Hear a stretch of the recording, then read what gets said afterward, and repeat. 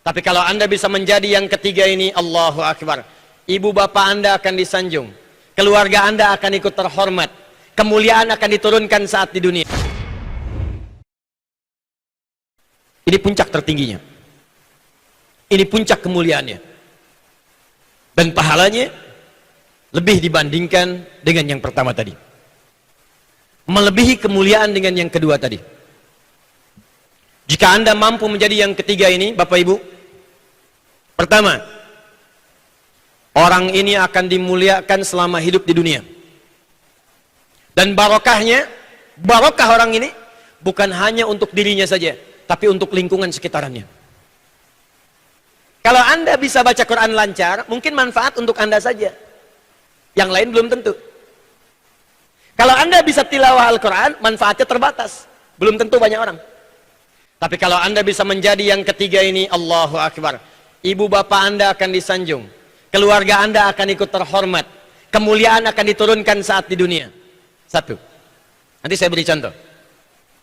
Dua, jasadnya dijanjikan oleh Nabi SAW akan dijaga di alam kubur, tidak akan pernah dimakan tanah sampai hari kiamat. Dijaga di alam kubur. Dua. Tiga, dijanjikan oleh Allah langsung di dalam Al-Quran, pada saat nanti dihisab di hari kiamat, saking ringannya hisab, diperintahkan langsung oleh Allah, dipakaikan di badannya jubah sutra kemuliaan, dipakaikan di tangannya gelang-gelang emas kehormatan. Turun ayatnya. Kemudian sebelum dia masuk surga, dimintakan oleh Qurannya, ya Allah, berikan perhiasan kepada dirinya untuk membedakan dia dengan orang-orang yang beramal selain amalan ini. Lalu yang paling dahsyat, ini yang hebat, Allah memanggil kedua orang tuanya, ibu yang telah mengandungnya, bapak yang telah merawatnya. Dipanggil kemudian, kalau dia beriman, beramal soleh, lalu diberikanlah mahkota di tangan anak ini untuk dipakaikan di kepala kedua orang tuanya di hadapan semua penduduk langit dan bumi yang hadir pada saat itu. Jadi kalau Anda dimuliakan di dunia, di Jakarta ini, belum tentu di Bandung melihat kita.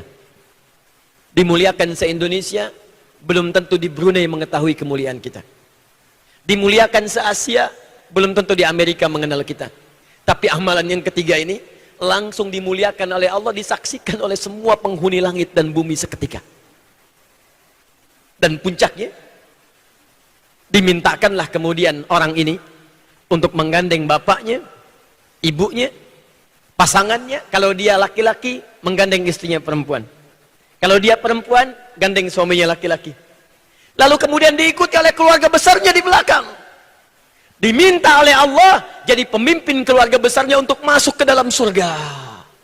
Turun Quran surah ke-13 ayat 23 sampai 24. Jannatu 'adnin yadkhulunaha. Ada ahli Quran, penghafal Al-Quran, penghafal Al-Quran. Jannatu 'adnin yadkhulunaha. Ada penghafal Al-Quran yang benar menghafalnya, kata Allah, aku akan berikan kesempatan ia masuk surga lewat surga Aden, dan akan memasuki semua pintu surga yang aku siapkan. Jadi ada orang yang masuk pintu Ar-Rayyan saja ahli puasa, ada orang masuk pintu tahajud ahli tahajud, ada orang masuk pintu sedekah ahli sedekah, 8 pintu surga. Tapi ahli Al-Quran, kata Allah, yang ini dia akan masuk ke semua pintu surga itu lewat surga Aden. Ayatnya belum selesai. Wa man salaha min abaihim, bapaknya yang saleh, ibunya yang saleh, yang sabar mendidik anaknya jadi ahli Quran, yang sabar menghafal Quran bersama anaknya. Bapaknya belum hafal, anaknya hafal. Bapak cuma 1 juz, anak 30 juz. Ibu setengah juz, anak 30 juz. Cuma sabar. Itu kata Allah, diperintahkan gandeng bapakmu, gandeng ibumu. Quranmu memberikan syafaat kepada kedua orang tuamu yang sabar dalam mendidikmu. Wa azwajihim, dan pasangan-pasangan mereka. Jadi kalau suami gandeng istri, istri gandeng suami. wa dzurriyyatihim, dan semua anak keturunan mereka di belakang. Wal malaikatu yadkhuluna 'alaihim min kulli bab, dan mereka diparadekan melewati semua pintu surga, disambut oleh semua malaikat. Salamun alaikum bima sabartum. Dikatakan kepada keluarga besar ini, kata para malaikat semuanya, selamat, selamat bisa lewat sini karena Anda sabar selama di dunia. Sabar. Sabar untuk menghafal Quran. Sabar untuk menjadi ahli Quran. Fa ni'ma uqbaddar. Maka sekaranglah balasan dari semua kesabaran yang telah kalian tenun saat di dunia itu. Silahkan nikmati surga yang belum pernah diberikan pada siapapun kecuali untuk kalian saja dengan semua kenikmatannya saat ini. Ahli Quran. Yang ketiga adalah ahli Quran yang berusaha mengupgrade dirinya pada tingkat yang ketiga, yaitu menjadi penghafal Al-Quran. Penghafal Quran. Beda Pak, lain Bu. Beda. Silahkan, Anda kalau tidak percaya, Allah mustahil menyalahi janjinya. Innallaha la yukhliful mi'ad. Nabi mustahil keterangannya keliru, mustahil. Beliau shadiqul amin. Yang pertama dimuliakan di dunia, silahkan cek. Yang hafal Quran, anak. Yang ikut mulia bapak ibu. Ada Najah di samping saya. Ada Musa sebelumnya. Ada Ahmad Kamil. Yang hafal Quran anak. Saya tahun lalu menjadi Amirul Hajj. Diutus dari kedutaan Saudi. Untuk membawa 350 orang berhaji. Spesial khusus. Mereka tidak bayar. Tidak nunggu ONH. ONH plus. Lebih daripada yang plus. Lebih daripada yang biasa. Begitu berangkat ke sana saya pikir siapa yang saya bawa? Allah di antara mereka ahli Quran. Yang hafal Quran, Ahmad dan Kamil, dua anak kecil. Yang ikut hajinya, ibunya, gurunya, perawatnya, teman-temannya. Yang hafal Quran anak kecil dari Kalimantan. Yang ikut kemudian hajinya, bapaknya, ibunya, saudaranya. Jadi kalau sudah ada ahli Quran di rumah kita, ahli Quran di kampung kita, ahli Quran di kota kita, maka Quran akan memberikan cahaya kepada semua yang ada di lingkungan orang itu. Quran diturunkan oleh Allah lewat malaikat Jibril. Malaikat Jibril naik status menjadi Sayyidul Malaikah, pemimpin semua malaikat. Quran diturunkan pada Nabi Muhammad. Nabi Muhammad langsung naik status menjadi Sayyidul Anbiya wal Mursalin. Quran turun hari Jumat, Jumat yang menjadi Sayyidul Ayyam. Quran turun di satu malam, malamnya menjadi Lailatul Qadar. Quran turun di Mekah, Mekahnya diberkahi. Yang tidak ada di situ. Quran turun di Yathrib, Yathribnya berubah menjadi Madinah Al-Munawwarah. Quran turun dimanapun, dia akan memberikan cahaya kepada orang yang hadir di sekitarnya. Tapi apakah semua penghafal Quran bisa mendapatkan kemuliaan itu? Tidak. Karena kata Allah, penghafal Quran dibagi kepada 3 bagian. 1. Penghafal Quran yang keliru, hafal 30 juz, tapi keliru menghafalnya. Bukan keliru bacaan, bacaannya fasih, benar makhrajnya, benar sifat hurufnya, sempurna, nggak ada yang salah. Cuman sayang kata Allah, ada yang zalim dalam perilakunya. Nanti kita baca ayatnya. 2. Penghafal Quran yang baru bisa menghafal belum bisa beramal. 3. Ini yang sedang kita akan capai insya Allah. Penghafal Quran yang hafal Qurannya dan bersegera berbuat baik dengan mengamalkan isi kandungan Qurannya.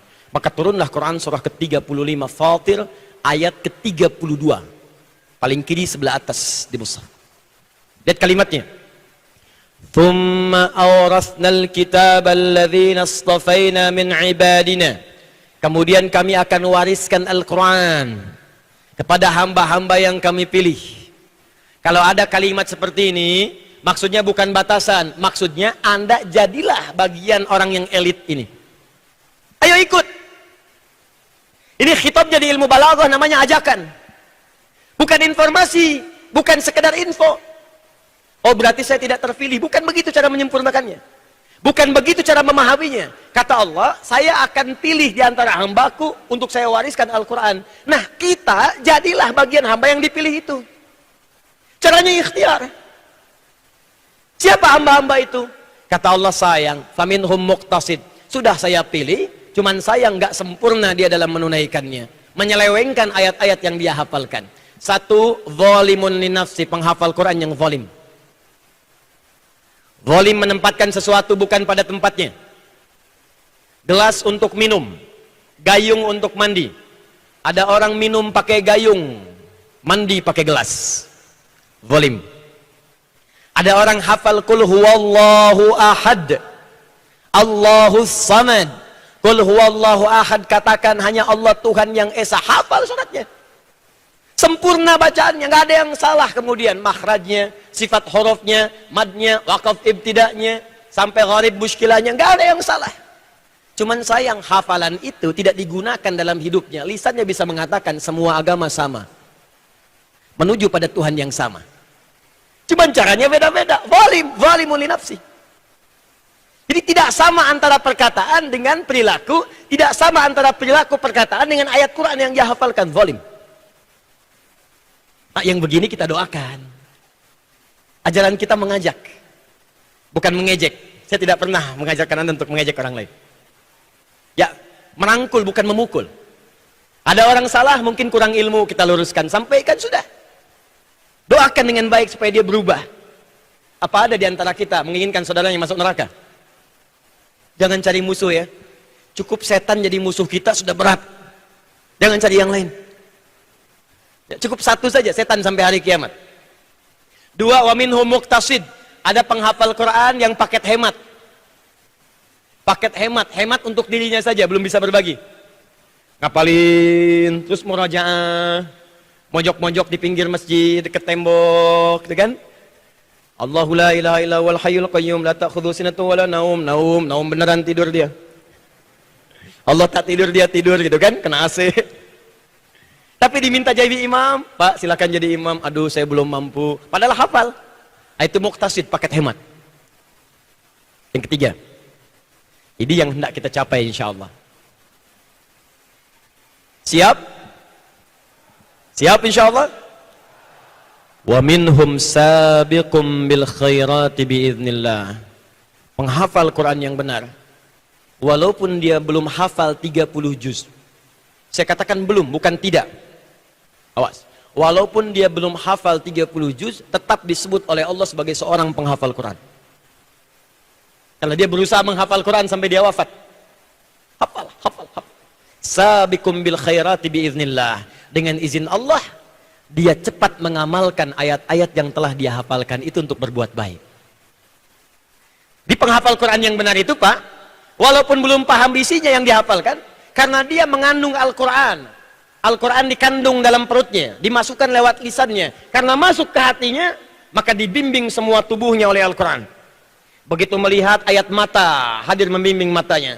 Qul lil mu'minina yaghuddu min absarihim. Katakan pada pria beriman, matanya hanya boleh melihat yang baik saja, yang tak baik palingkan. Ketika dia akan bicara ayat Quran tentang lisan, membimbing lisannya. Ya ayyuhalladzina amanu la yaskhar qaumin qaum. Hei orang-orang beriman, jangan gunakan lisanmu untuk pandai mencela orang lain. La yaghtab ba'dukum ba'da, jangan saling bergosip satu dengan yang lainnya. Membimbing langkah kakinya, wala tamshi fil ardi maraha. Jangan engkau berjalan dengan sombong di muka bumi. Maka pejabat yang ahli Quran enggak akan sombong. Pebisnis yang ahli Quran kaya tapi tak sombong. Ustadz yang ahli Quran banyak ilmu tapi tak sombong. Pelajar yang ahli Quran pintar IPK 4 tapi tak sombong. Baik semua. Menghafal Quran. Nah, bagaimana mendapatkan kriteria yang ketiga ini? Itu yang coba kita turunkan, dan tawarannya sangat menarik dalam Al-Quran. Kata Allah, kalau Anda serius, aku jadikan semua hafalan itu mudah. Dalam sekejap Anda bisa menghafalkannya dan diberikan peluang untuk mengamalkannya. Siapa yang mau boleh angkat tangan? Insya Allah. Boleh turunkan lagi. Siap? Siap?